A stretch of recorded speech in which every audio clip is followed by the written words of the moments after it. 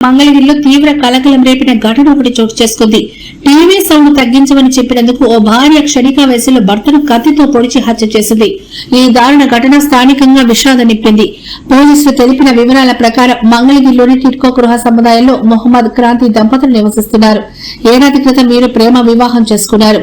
బుధవారం రాత్రి ఇంట్లో టీవీ చూస్తున్న సమయంలో సౌండ్ ఎక్కువగా ఉందని తగ్గించమని మొహమ్మద్ తన భార్య క్రాంతికి చెప్పాడు. ఈ చిన్న విషయంపై ఇద్దరి మధ్య వాగ్వాదం మొదలైంది. కొద్దిసేపటికే గొడవ తీవ్రస్థాయికి చేరడంతో ఆవేశానికి లోనైన క్రాంతి ఇంట్లోని కత్తితో మొహమ్మద్ పై దాడికి పాల్పడింది. విచక్షణ రహితంగా పలుమార్లు పొడవడంతో తీవ్ర రక్తస్రావమై మొహమ్మద్ అక్కడికక్కడే ప్రాణాలు కోల్పోయాడు. ఈ ఘటనను గమనించిన ఇరుగు పొరుగు వారు వెంటనే పోలీసులకు సమాచారం అందించారు.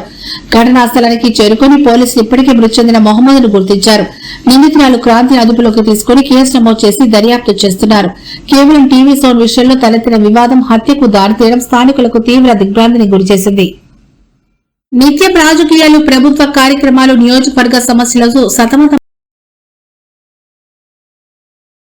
మంగళగిరిలో షేక్ మహాబీ అని ఒక